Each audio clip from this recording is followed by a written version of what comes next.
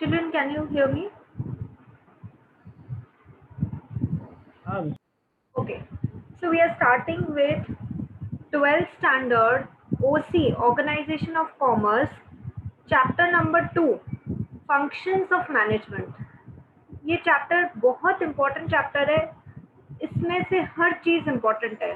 आपके पेपर का nearly 15%, I am saying nearly 15% marks cover होगा इसमें। इस चैप्टर में टॉपिक्स क्या क्या है? Planning, organising, staffing, directing, coordinating और कंट्रोलिंग। 6 चीजें हैं। Planning, organising, staffing, directing, coordinating, controlling. तो उनका मीनिंग, उनका फीचर्स, उनका डिफरेंस सब इम्पोर्टेंट है। तो ये चैप्टर बहुत अच्छे से करने का है। ओके, सो नेक्स्ट हम लोग देखेंगे मीनिंग ऑफ प्लानिंग। सबसे पहले मीनिंग अच्छे से लर्न होना चाहिए, क्योंकि नहीं तो आप कंटेंट में लिखोगे क्या। तो प्लानिंग, आज अभी ये मीनिंग छोड़ो, आप अपने पढ़ाई के लिए प्लानिंग करते हो तो क्या करते हो कि अच्छा अभी मेरा ये सिचुएशन है और मुझे चीज़ों को अपने हिसाब से मैनेज करके यहाँ तक लेके जाना है। तो what is planning? Planning bridges the gap from where we are and where we want to go. मतलब सबसे देखो, कीवर्ड्स याद रखने हैं कि प्लानिंग क्या है। Planning is detailed programme of future course of action. मतलब अपना फ्यूचर प्लान करते हैं ना, तो वर्ड टू वर्ड लर्न करो। Planning is detail programme. छोटा में समरी में नहीं किया, डिटेल में किया। Planning is detail programme of future course of action according to Koontz O'Donnell. अब ये डेफिनेशन आई तो डेफिनेशन वर्ड टू वर्ड होनी पड़ेगी। Planning is deciding in advance what to do, how to do it, when to do it and who is to do it। देखो कितने questions है। what, how, when and who। what, how, when, who। तो planning is deciding in advance what to do, how to do it, when to do it and who is to do it। ठीक है। फिर third sentence, planning bridges the gap from where we are and where we want to go। It makes possible things to occur which would not be otherwise possible। तो जो impossible है उसको possible करता है planning. जो है as it is learn करो। Planning सबसे पहले क्या बोलेंगे? डिटेल है, समरी नहीं है। तो it is detail programme for future course of action. फिर कूट्जो डैनियल, एक डेफिनेशन आपको करना है, मैंने कूट्जो डैनियल का कराया है। Planning is deciding in advance what to do, how to do it, when to do it and who is to do it। ठीक है। एडवांस में डिसाइड करो कि कैसे करेंगे, कब करेंगे, कौन करेगा ये सब चीजें। ठीक है, क्या करना है, ये सब चीजें। Planning bridges the gap from where we are, आज हम कहाँ खड़े हैं और हमको कहाँ तक जाना है, and where we want to go. It makes possible things to occur which would not otherwise occur. अब एक बार बेटा मीनिंग आप अपनी भाषा में लिखो, लेकिन डेफिनेशन तो वर्ड टू वर्ड होना चाहिए। तो बहुत सिंपल सा पॉइंट है, मेरे समझाने के बाद आपको इसको अपने नोटबुक में एक बार देख के लिखना है, लर्न करना है और 2 बार बिना देखे लिखना है, तब ये अच्छे से होगा। ठीक है। अब नेक्स्ट मीनिंग पे जाते हैं, मीनिंग ऑफ ऑर्गेनाइजिंग। हाँ बोलो। मतलब एग्जाम में कितने मार्क्स के क्वेश्चन चाहिए? मतलब प्लानिंग 1 मार्क्स के लिए आएगा या 2 मार्क्स के लिए? जनरली कैसे होता है, they will ask you meaning and features, तो इट इज 8 मार्क्स। तो आप उसको अच्छे से करो कि मीनिंग में आपने अच्छा एक पैराग्राफ दे दिया, ये मीनिंग है, और जनरली जो भी 8-10 फीचर्स होते हैं वो लिखने होते हैं। तो यू विल स्टार्ट ये लेंथी, मतलब it can come. First question जो होता है वो ऑब्जेक्टिव टाइप क्वेश्चन होता है, उसके उसके आगे के जो क्वेश्चन है, एंड दिस इज एलिजिबल क्योंकि 15% मार्क्स है। तो these questions are eligible for give the meaning and functions of planning। फिर क्या करेंगे, मीनिंग भी देना है, फंक्शंस भी देना है, 8 मार्क के लिए लिखना है। तो जो लिखा है वो एज इट इज लिखना है। ठीक है। एंड आपको मतलब HSC है तो आपको कंटेंट भी अच्छा चाहिए और क्वांटिटी भी अच्छा चाहिए, दोनों चाहिए। ठीक है। Next question, meaning of organising.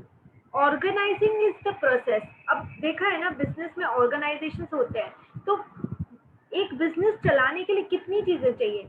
सबसे पहले तो आदमी चाहिए जो बिजनेस रन कर सके, दैट इज मैन। उसके बाद बिना पैसे के बिजनेस होता है, 99.99 बिजनेस नहीं होता है। ठीक है। तो मनी चाहिए, उसके बाद मटेरियल चाहिए, फिर उसके बाद मशीन चाहिए, फिर उसके बाद मेथड चाहिए। So organizing is the process of identify करो सबसे पहले, bringing the required resources together. एक बिजनेस, कोई भी चीज, अरे एक घर का छोटा सा फंक्शन भी आप सारे रिसोर्सेज को जब तक साथ में नहीं लाओगे कैसे होता है वो।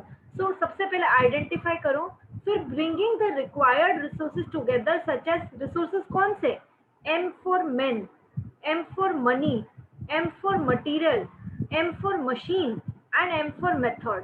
5 एम है, पांचों को याद करना पड़ेगा। Men, money, material, machine and method, grouping and arranging them properly for achieving the objectives. So grouping and arranging them properly for achieving the objectives.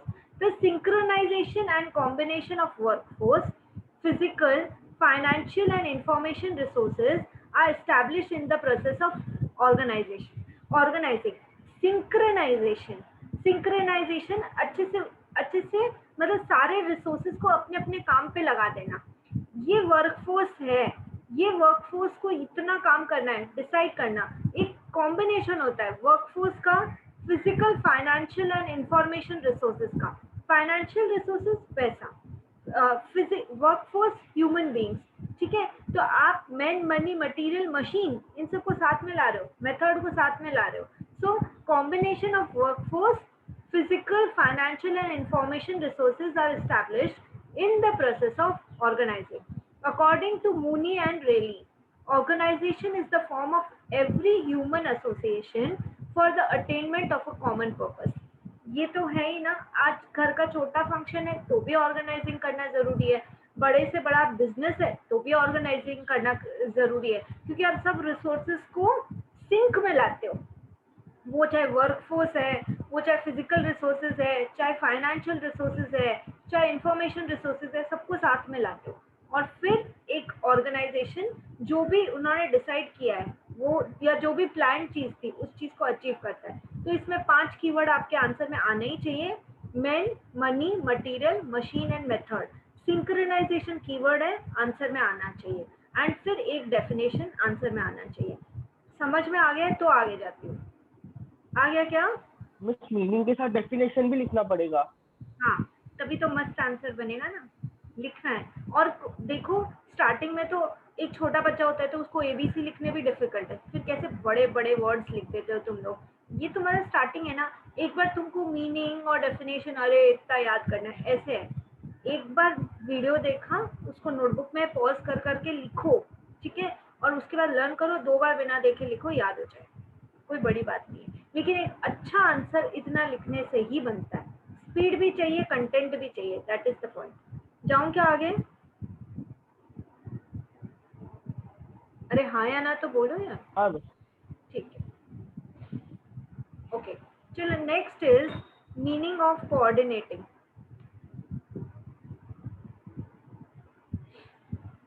Coordinating is the integration. देखो कोई भी रिसोर्सेज को कोऑर्डिनेट होना पड़ेगा ना।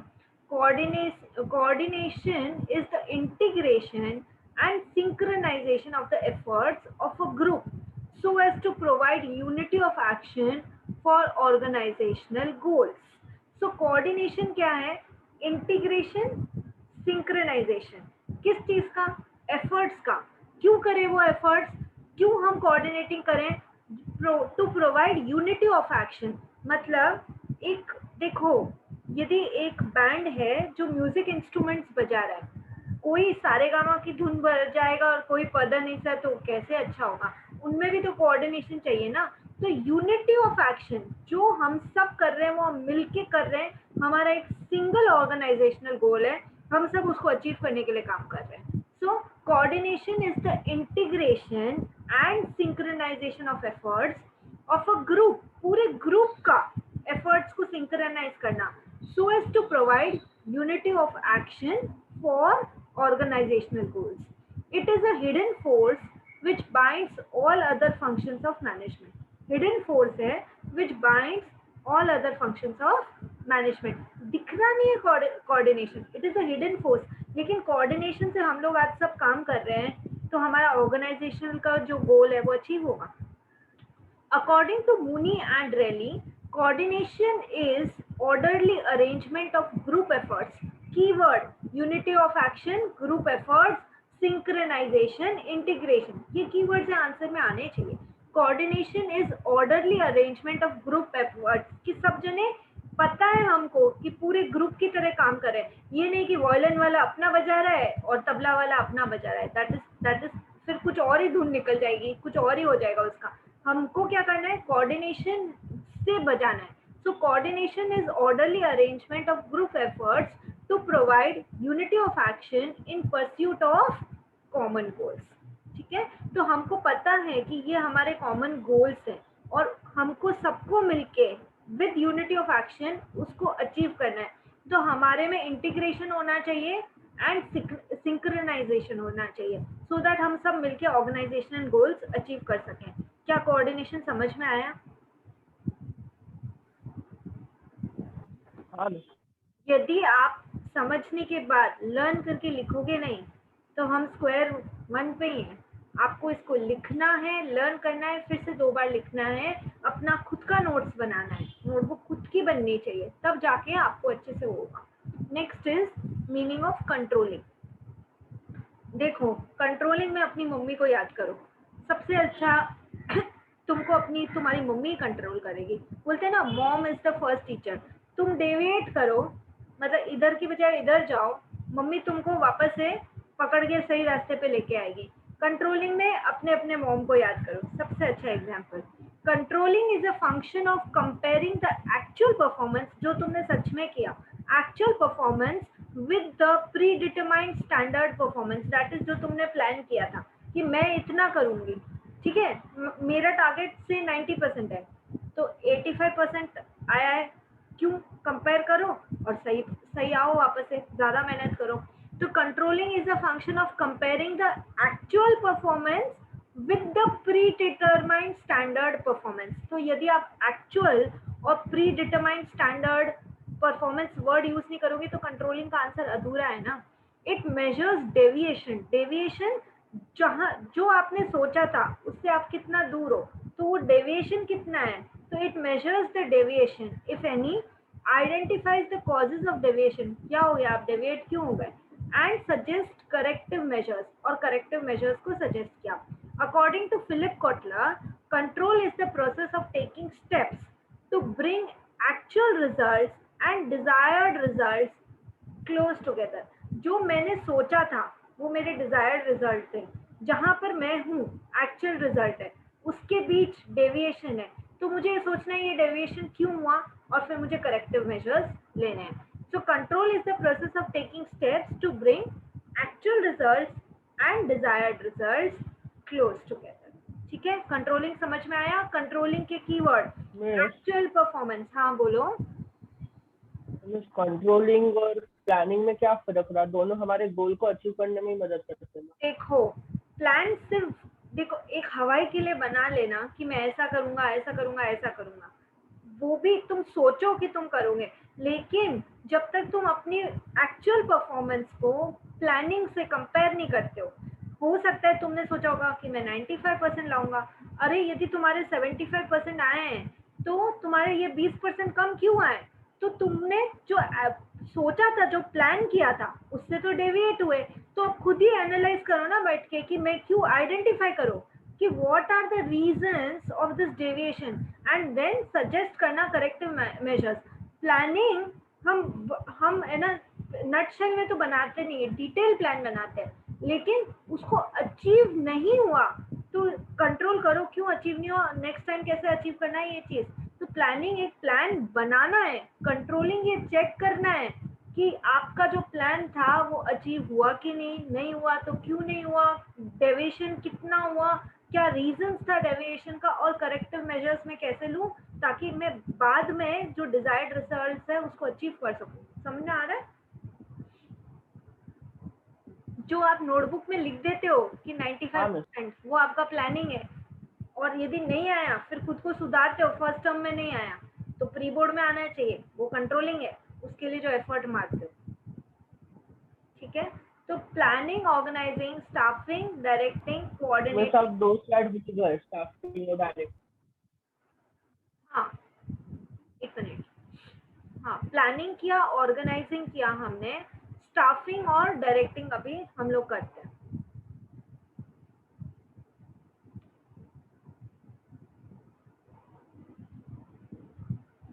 Okay, meaning of staffing. Staff मतलब वो लोग ना जो हमारे लिए काम करते हैं, वही लोग होते हैं ना स्टाफिंग। तो स्टाफिंग क्या है? It is the process of attracting. लोगों को अट्रैक्ट करो, अरे ये मेरा ऑर्गेनाइजेशन है, हम काम दे रहे हैं, आप यदि सूटेबल हैं तो आइए और हमारे यहाँ काम करिए। तो ए से अट्रैक्टिंग, देन रिक्रूटिंग, जो खाली जगह है उसको भर देना, है ना, कि आके अपना इंटरव्यू वगैरह दो, तो रिक्रूटमेंट। देन वो लोग इंटरव्यू दिए, अब आपको तो जिसको सेलेक्ट करना है उसको ही सेलेक्ट करोगे ना, तो सेलेक्टिंग। देन प्लेसिंग, उसको वो खाली जगह को भर दिया, प्लेसिंग। अप्रेजिंग, ठीक है, अप्रेजल्स होते हैं ना अपना बिजनेस में, कि अच्छा ठीक है आपने कैसा काम किया, उस हिसाब से हम डिसाइड करते हैं आप कैसे एम्प्लॉई है। तो अप्रेजिंग। देन रेम्यूनरेटिंग, फ्री में काम नहीं कराना है, उनको सैलरी या वेजेस भी देना है, तो remunerating. Developing and retaining the best workforce. यदि लोग आपके ऑर्गेनाइजेशन को छोड़ छोड़ के जाएंगे तो आपका ये भी एनर्जी वेस्ट होएगा कि वापस से नए लोगों को ढूंढो, वापस से उनको है ना अपना क्या बोलते हैं, वापस से उनको ट्रेन करो, उनको पूरा अपना वर्क एथिक्स बताओ। तो इसलिए स्टाफ ऐसा होना चाहिए, बोलते हैं ना रीढ़ की हड्डी होता है स्टाफ। यदि आपका स्टाफ अच्छा है, आप बड़ी से बड़ी मुसीबत झेल जाओगे, क्योंकि वो लोग दिल से आपके लिए काम करना चाहते हैं। लेकिन यदि आपका स्टाफ ही गड़बड़ है तो फिर आप कुछ ज्यादा दूर जा नहीं पाओगे। तो स्टाफिंग के कीवर्ड्स क्या है? Attracting, recruiting, selecting, placing, appraising, remunerating and developing and retaining the best workforce. आपने पूरा सब कुछ किया लेकिन अपने अच्छी वर्कफोर्स को रिटेन नहीं कर पाए, तो भी आप मुसीबत में ही आओगे ना। वो छोड़ के जाएंगे तो आपको नया ढूंढना, फिर उनको तैयार करना, कितना बड़ा प्रॉब्लम है। The function emphasizes managing human and not material or financial resources. The function emphasizes managing human and not material or financial resources. तो ये क्या बोल रहे हैं? ह्यूमन बींग्स को मैनेज करना स्टाफिंग है, रिसोर्सेज या कोई मशीन को मैनेज करना स्टाफिंग नहीं है। राइट पर्सन, ये लाइन आंसर में आनी चाहिए, मैं चेक करूंगी। Right person on right job with right pay is the basic principle of staffing. अरे यार, कोई हम बोलते हैं ना कोई बहुत अच्छा पेंटर है, उससे अकाउंट्स करवाओगे, वो right person at right job है ही नहीं, उसका जिस काम में दिल नहीं लगेगा वो अच्छा कैसे करेगा। So right person on right job with right pay is the basic principle of staffing. According to Theo Haimann, staffing function pertains to recruitment, selection, development, training and compensation of subordinate managers। and जो भी अच्छे, आज आप example देखो, मैं जैसे mister Ratan Tata, जो Tata group के करता धरता है, मैं उनका एग्जाम्पल दूं। वो अपने एम्प्लॉयज को फैमिली जैसे रखते हैं ना, तो इसीलिए तो कई लोग हैं जो मतलब अपना जर्नी स्टार्ट करते हैं टाटा ग्रुप में और रिटायर भी टाटा ग्रुप से ही होते हैं। You will get examples. तो वो स्टाफ को सिर्फ आपको रिक्रूट करने नहीं आना चाहिए कि अट्रैक्ट कर लिया, रिक्रूट कर लिया, प्लेस भी कर लिया, रेम्यूनरेट भी कर लिया, उसको रिटेन करो और उसको अपनी फैमिली में, उसको लगे ये मेरा बिजनेस है, मैं मेरे बिजनेस के लिए काम कर रहा हूँ, तो वो मजा है। तो retaining the best workforce, that is about staffing. ठीक है, अब नेक्स्ट हम जाते हैं मीनिंग ऑफ डायरेक्टिंग। स्टाफिंग में कुछ पूछना है? नहीं।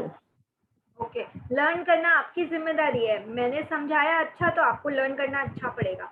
Okay, meaning of directing. And सिर्फ लर्न करने से कुछ नहीं होगा, लिखना पड़ेगा, क्योंकि हमारा माइंड ऐसा होता है ना, एक बार आप भूलोगे, लिखोगे, एक वीक बाद आप भूलोगे, फिर वापस पक्का करोगे ना, then it is forever with you. Meaning of directing. अब डायरेक्टिंग इंस्ट्रक्शंस देते ना, आपके टीचर्स आपको डायरेक्शन देते हैं, आपके पेरेंट्स आपको डायरेक्शन देते हैं, वो मोटिवेट करते हैं, इंस्पायर करते हैं, वो आपसे बात करते हैं, आपको गाइड करते हैं, they are directing you. So it is the process of instructing, guiding, communicating, inspiring, motivating and supervising the employees to achieve predetermined goals of an organization। Direction, ये गोल है, ये प्लान बना लिया, ये मेरा गोल है, अब उसको अचीव कैसे करें? कोई तो डायरेक्शन देगा ना, कोई तो दिशा देगा जिससे आप अपने गोल्स को अचीव कर पाओगे। सो ये सब कीवर्ड्स हैं, process of instructing, guiding, communicating, inspiring, motivating and supervising the employees to achieve predetermined goals of an organization. Direction is a continuous function initiated at top level and flows to the lower level through organizational hierarchy. Hierarchy क्या होता है? सबसे ऊपर ये आदमी, उसके नीचे ये लोग, उसके नीचे ये, ऐसे करके पूरा एक ट्री बन जाता है. That is called as hierarchy. तो डायरेक्शन फ्लो कहाँ से होएगा? टॉप मैनेजमेंट अपने नीचे वालों को बताएगा ये काम करना है, फिर वो अपने नीचे वालों को बुलाएगा ये काम करना है, इस तरह से काम होना है. तो that is organizational hierarchy. A few philosophers called as life spark of an enterprise. तो देखो, यदि सही आप डायरेक्शन दोगे और आदमी आपका समझ के वैसे वैसे काम कर गया, तो डायरेक्शन क्या है? Life spark of an enterprise. कई बार इंसान बहुत कुछ करना चाहता है लेकिन उसको सही दिशा ही नहीं दिखती है, मतलब उसको राइट डायरेक्शन नहीं मिल रहा है. तो यदि वो राइट डायरेक्शन आपको राइट टाइम पे मिल जाए, that is life spark of an enterprise. तो ये यदि आप लर्न करके लिख दो तो आपका आंसर अच्छा बनेगा. अकॉर्डिंग टू थियो हेमन, direction consists of the process and techniques utilizing in issuing instructions and making certain that operations are carried out as planned. जो प्लान किया था वैसे ही ऑपरेशंस कैरीड आउट, जिस जैसे इंस्ट्रक्शन दिए थे वैसे ही रिसोर्सेज को यूटिलाइज किया, टेक्निक्स को यूटिलाइज किया एंड वैसे ही ऑपरेशंस को कैरी आउट किया. बेटा कीवर्ड है, एग्जामिनर को नोटबुक देखते ही समझ में आता है कीवर्ड यूज किया, कीवर्ड यूज नहीं किया आंसर में. तो किस चीज का, अब जैसे स्टाफिंग है, आपके आंसर में आना चाहिए attracting, recruiting, selecting, placing, appraising, human resource, ये सब डेवलपिंग, रिटेनिंग, ट्रेनिंग, ये सब उसके कीवर्ड्स हैं. डायरेक्टिंग में आपके आंसर में आना चाहिए instructing, guiding, communicating, inspiring, motivating. ठीक है, जो भी ऑर्गेनाइजेशनल गोल्स है उसको अचीव करने के लिए. Then directing is called as life spark of an enterprise. मैं 2 बार बोलती, 2 बार सुनने में तो लर्न होता है. Life spark of an enterprise and फिर उसका डेफिनेशन. ठीक है, next is meaning of coordinating and controlling. So coordination क्या है? Coordination is the integration and synchronization of efforts. हाँ, कोऑर्डिनेशन एंड कंट्रोलिंग. तो कोऑर्डिनेशन हम लोग रिपीट कर लेते हैं एक बार. कोऑर्डिनेशन क्या है? Integration and synchronisation of efforts so that unity of action हो टुवर्ड्स द ऑर्गेनाइजेशनल गोल. ठीक है, तो सारे के सारे जो orderly arrangement of group efforts है to achieve the common goals, उसको कोऑर्डिनेटिंग बोलेंगे. और कंट्रोलिंग मैंने अभी बोला, आपकी मम्मी आपको कंट्रोल करेगी. जो भी एक्चुअल या प्लान्ड परफॉर्मेंस है, मम्मी कंपेयर करेगी, अच्छा ये प्लानिंग की थी मेरे बच्चे ने, यहाँ खड़ा है आज, ये डेविएशन क्यों है? ये प्लान्ड परफॉर्मेंस, ये एक्चुअल परफॉर्मेंस, जो डेविएशन है उसको गैप को ब्रिज करो. ठीक है, तो controlling is the process of taking steps to bring actual results and desired results closer together. तो ये कोऑर्डिनेटिंग और कंट्रोलिंग की बात है. देखो, planning, organising, staffing, directing, coordinating, controlling, इसमें मतलब this is very very important and should be done. There is no option कि हम ये छोड़ के चले जाएं. आप छोड़ के एग्जाम में जा नहीं पाओगे. चलो अभी नेक्स्ट, यदि हम बोलते हैं क्वेश्चन, कोई भी 2 या 3 का भी आ सकता है या सबका भी आ सकता है, मुझे नहीं पता. Difference between planning, organising, staffing, directing, coordinating and controlling. तो मीनिंग, प्लानिंग में हमने पढ़ा you decide in advance what to do, how to do it, when to do it and who is to do it. ये planning का meaning है. Organizing में process क्या है? Defining and grouping the activities of an enterprise. तुम even देखते हो ना कि अलग अलग एक्टिविटीज अलग अलग लोगों को दे दिया जाता है ताकि तुम ये कर, तुम ये कर, तुम ये कर. ग्रुपिंग एक्टिविटीज टुगेदर, जैसे कि परचेज है परचेज डिपार्टमेंट करेगा, सेल्स है सेल्स डिपार्टमेंट करेगा। तो defining and grouping activities together so that एक रिलेशनशिप स्टैब्लिश होती है, अथॉरिटी रिलेशनशिप, ये काम है, ये आपको ही करना है। सो ये that is known as organizing. Staffing में अभी बोला, लोगों को रिक्रूट करो, सेलेक्ट करो, डेवलप करो, उनका डेवलपमेंट पे ध्यान दो, ट्रेन करो, उनको कंपनसेट करो, वेजेस सैलरी दो, सबॉर्डिनेट मैनेजर्स को, तो दैट इज स्टाफिंग। देन यदि मैं बोलूंगी directing, directing is the guidance, inspiration, leadership of those men and women constitute the real case responsibilities of management. That is directing क्या है, आप लोगों को इंस्पायर कर रहे हो। एक अच्छा लीडर अपने लोगों को डायरेक्शन ही तो देता है कि ये काम ऐसे होगा, चलो करो, तो that is directing. Coordinating, coordination is orderly arrangement of group efforts, provide unity of action. मैं भी यही, मेरा भी यही गोल है, तुम्हारा भी यही गोल है, अपन एक टीम में है, चलो साथ में काम करते हैं, that is coordination. Okay, and controlling, जो एक्चुअल परफॉर्मेंस है उसको प्लान परफॉर्मेंस से कंपेयर करो, डेविएशन है distracting. So coordinating, controlling is the process of taking steps to bring actual results and desired results closer together। तो ये हुआ हमारा मीनिंग वाला पार्ट। एक बार देखने में बड़ा लगता है, मेरे कहने से वापस वीडियो देखना, हाथ से लिखना और उसको लर्न करना इतना भी मुसीबत नहीं है, ठीक है। अभी ऑब्जेक्टिव, प्लानिंग का ऑब्जेक्टिव क्या है, हम गोल्स सेट करते हैं, हमको पता तो होना चाहिए मेरे गोल्स क्या हैं, तभी तो मैं उसको अचीव करने के लिए काम करूंगी। To set goals and choosing the means to achieve these goals, that is planning। Organizing क्या है, to identify and bring together all required resources। हम सब resources को साथ में लेके आए, मैन, मशीन, मटेरियल वगैरह, तो that is organizing। Staffing में क्या है, right people at right job at the right time, to appoint right type of people at the right position and at the right time, ये staffing का objective है।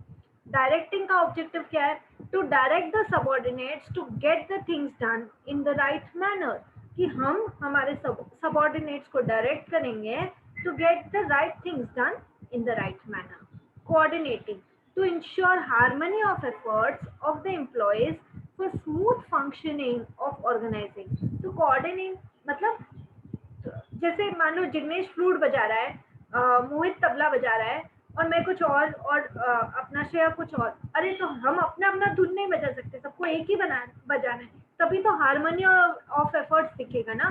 To ensure harmony of efforts of the employees for smooth functioning of organization. मुझे मोहित के लिए piano बोलना चाहिए था कि मोहित पियानो बजा रहा है, ठीक है। Controlling, to ensure that the objectives are achieved according to the plan. तो कंट्रोलिंग में क्या है, अरे भाई ये मेरा प्लान था, मैंने उससे बराबर ऑब्जेक्टिव्स उस हिसाब से प्लान के हिसाब से अचीव किया है नहीं, वो मुझे देखना है। अब नेक्स्ट आते हैं एरिया ऑफ फंक्शन में। Planning, it includes setting objectives, planning में तो सेटिंग ऑब्जेक्टिव्स ही है ना, तो it includes setting objectives bye identifying the ways of attaining the goal and selecting the best plan. एक मेरा गोल है, उसको मैं कैसे अचीव करूं, उसके लिए मैं प्लान बनाती हूँ। तो बहुत सारे वेज हो सकते हैं एक ही गोल को अचीव करने के लिए, बेस्ट वे कौन सा है वो सेलेक्ट करूंगी और उस पाथ को मैं फॉलो करूंगी। तो एरिया ऑफ फंक्शन प्लानिंग का है identifying the ways of attaining the goal and selecting the best plan. उसके बाद organizing, it includes identification and grouping of activities, assigning the work and establishing the authority of relationship। ठीक है, तो organisation में हम यही करते हैं कि हम लोग आइडेंटिफिकेशन करेंगे, एक्टिविटीज को ग्रुप करेंगे, असाइन करेंगे the work and establishing the authority of relationship. Then staffing में it includes recruitment, selection, training, development. पता है अभी तुम लोग को ह्यूमन रिसोर्सेज को मैनेज करना is staffing, recruitment, selection, training, development and compensation to these employees।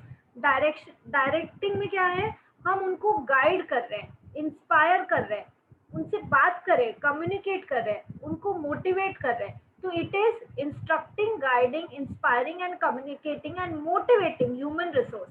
यदि आप डायरेक्शन नहीं दोगे तो एक बच्चा खुद से कुछ नहीं कर सकता, तो इतने सारे स्टाफ को एक अच्छा लीडर डायरेक्शन अच्छा देता है, तभी तो ऑर्गेनाइजेशन सक्सेसफुल होता है.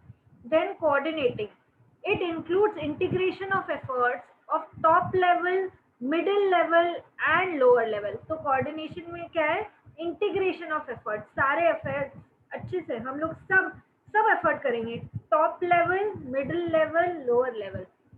हमेशा याद रखो ऑर्गेनाइजेशन में जो टॉप वाला आदमी है, अरे उसको तो दुनिया रिस्पेक्ट करेगी ना. जो सबसे नीचे काम कर रहा है उसको भी रिस्पेक्ट करो, उसको भी ये फीलिंग दिलाओ कि ये मेरा नहीं, ये तेरा ऑर्गेनाइजेशन है. Then see where your organization goes. So it is the integration of efforts of top level with middle level with the lower level. सब एक ही चीज के लिए काम कर रहे हैं, एक ही गोल के लिए. क्योंकि यदि सबसे नीचे वाला ऑर्गेनाइजेशन में बंदा है, उसको भी ये फीलिंग है ये मेरा ऑर्गेनाइजेशन है, फिर आपको हाइट्स अचीव करने से कोई रोक ही नहीं सकता. Then it is controlling. It includes setting up of standards, measurement and comparison. किसका कंपैरिजन, ये स्टैंडर्ड था, ये मेरा एक्चुअल परफॉर्मेंस है, ये डेविएशन हुआ, मुझे करेक्टिव एक्शन लेना है, उसको कंट्रोलिंग बोलते हैं. कीवर्ड्स याद करना. ओके. देन फैक्टर्स पे आते हैं. Internal and external factors are considered in planning process. मेरे ऑर्गेनाइजेशन के क्या स्ट्रेंथ वीकनेस, एक्सटर्नल एनवायरनमेंट के क्या, मुझे प्लान करते वक्त सब देखना पड़ता है. मान लो टैक्स है, टैक्स की चीजें है, गवर्नमेंट की पॉलिसीज है, वो सब एक्सटर्नल है, वो भी देखना पड़ेगा प्लानिंग करते वक्त. देन ऑर्गेनाइजिंग में internal and external factors are considered in arrangement of resources. Resources arrange करना, मैन, मशीन, मटेरियल, ये सब मनी, ये सब अरेंज करना ऑर्गेनाइजिंग का काम है ना. तो वो सारे अरेंजमेंट ऑफ रिसोर्सेज के लिए वो इंटरनल एंड एक्सटर्नल फैक्टर्स को कंसिडर करेंगे. स्टाफ मेरे लोग हैं, मेरे लिए काम कर रहे हैं, तो staffing is mostly concern with internal factors. फिर directing is concern directly with internal factors. Direction किसको देना है, मशीन को थोड़ी ना डायरेक्शन दूंगी, मेरे यहाँ जो ह्यूमन रिसोर्स काम कर रहा है उसको डायरेक्शन दूंगी. तो that is directly with internal factors, directly concern with internal factors. Then coordinating, it is harmonization of human resources, उसको कोऑर्डिनेटिंग बोलते हैं. Controlling, internal and external factors are taken into account for taking corrective action. So controlling में क्या है, internal external factors दोनों को ही consider करके जो भी deviation हुआ है उसको हम देखते हैं कि ये deviation क्यों हुआ, और उससे आगे आते हैं, मतलब नेक्स्ट टाइम वो deviation नहीं हो वो देखते हैं. Fifth is order. तो प्लानिंग में it is the basic function of management. Planning is the basic, सबसे पहले प्लानिंग से ही स्टार्ट होता है. Organizing, it is based on planning, जो भी ऑर्गेनाइजिंग है that is based on planning. Staffing organizing को फॉलो करता है. Directing, it follows organizing and staffing. Directing जो है वो ऑर्गेनाइजिंग को और स्टाफिंग को दोनों को फॉलो करता है for execution of planning. Coordinating, it is an important element of organization which follows planning. Coordinating planning को follow करता है. Then controlling, it is an end function of management process. End में control आता है. तो number 1 planning, number 2 organizing, number 3 staffing. Directing जो है वो किसको follow कर रहा है, ये direction कौन देगा, it follows organizing and staffing. Then coordinating, ये planning को follow कर रहा है, and controlling last वाला function है. Then you talk about resources. Planning is done as per the requirement and availability of resources. जितने हैं उस हिसाब से हम हमारी planning कर देंगे. Organizing, keyword, men, money, material, machine and method are arranged in systematic manner. ये है organizing. Staffing, it is the process relating to organization of human resources. उसको हम बोलते हैं staffing. Directing, it gives direction to the employees regarding use of other resources. उसको हम बोलते हैं डायरेक्टिंग, कि कैसे एम्प्लॉयज को बोला है कि ये देखो ये रिसोर्सेज को यूज करो, you are giving a direction in a particular way. Then coordinating, it is related to human resources.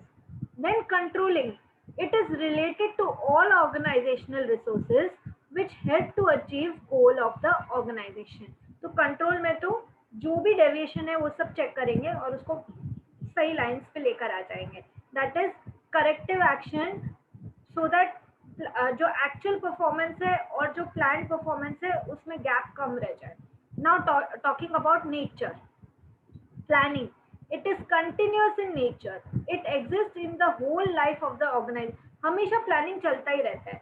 Organising, it takes place till the time all the resources are collected and arranged. जब तक सारे resources, man, machine, material, money, सारे resources जब तक collect नहीं कर लिए जाएं, ऑर्गेनाइज नहीं कर लिए जाएं, तब तक ऑर्गेनाइजिंग चलेगा. Staffing is a continuous process as it deals with employees, human resources. नया आया है उसको ट्रेन करो, उसको समझाओ, उसको रिक्रूट किया, अब उसका ट्रेनिंग, फिर वो परफॉर्म करेगा. Staffing is a continuous process, याद रखना. Directing also, this is a continuous process, is necessary in the process of achievement of goals. बराबर रेगुलरली डायरेक्शन देना पड़ता है मैनेजर्स को, सबऑर्डिनेट्स को. Coordinating, this is a continuous process, ये भी कंटिन्यूअस प्रोसेस है related to all managerial levels. ऐसा नहीं आज हम कोऑर्डिनेशन में काम करेंगे कल हम नहीं करेंगे, ऐसा नहीं होता, हमेशा कोऑर्डिनेटेड रहना पड़ता है. Controlling, it is the process which starts once an actual plan is executed. तो जब एक्चुअल प्लान एग्जीक्यूट हुआ, डेविएशन हुआ, तभी तो हम डेविएशन को कंट्रोल करेंगे ना. तो एक्चुअल प्लान एग्जीक्यूट होने के बाद कंट्रोलिंग स्टार्ट होता है. Level of management, point 8. Planning, top management is concern with planning the activities. तो प्लानिंग में क्या है, जो टॉप मैनेजमेंट है वो प्लान करेगा. Organizing, top and middle level management is related with organizing the required resources. तो ऑर्गेनाइजिंग कौन करेगा, top and middle level management. Staffing, लोगों को रखना. Middle level management is related with recruitment, training and selection. Top level is concerned with promotion and compensation. तो middle level जो है वो क्या करेगा, वो है ना लोगों को रिक्रूट करेगा, दैट इज खाली जगह को भरेगा कि ये जगह है, कोई स्टाफ चाहिए, आप एलिजिबल है तो आप जाएं, अप्लाई करें, आपको जॉब मिले. तो दैट इज रिक्रूटमेंट. मिल गया जॉब, उसके बाद आपको ट्रेन करेंगे. फिर टॉप लेवल है वो क्या करता है, प्रमोशन और कंपनसेशन, किसको कितना पैसा देना है, किसको कहाँ प्रमोट करना है, ये टॉप लेवल करता है. डायरेक्टिंग के लिए middle level management is involve in directing the employees. मेरे नीचे जो काम करे, जो मिडिल लेवल पे होगा वो अपने नीचे वाले लोगों को डायरेक्शन देगा. Coordinating, it is related to all the levels of management to achieve the goal of the organization. मैंने बोला ना, top level, middle level, low level, सब में कोऑर्डिनेशन होना चाहिए. सबको लगना चाहिए ये ऑर्गेनाइजेशन मेरा है, तब फिर जो आपका प्रोग्रेस होगा वो अलग ही होगा. Then controlling, top and middle level management are responsible for controlling the activities. कुछ गलत, कुछ हुआ, कुछ डेविएशन हुआ, यदि वो टॉप लेवल, इतना सीरियस मैटर है कि टॉप लेवल वाला आदमी आए तो वो आके कंट्रोल करेगा, नहीं तो मिडिल लेवल वाला, they are responsible. So children, we have done something which is very very important for your board exam. Planning, organising, staffing, directing, coordinating, controlling. इसका मीनिंग नोटबुक में लिख के होना चाहिए, लर्न होके होना चाहिए, और डिफरेंस वाला टेबल लिख के लर्न होना चाहिए. Then we'll go further in the next class. Understood?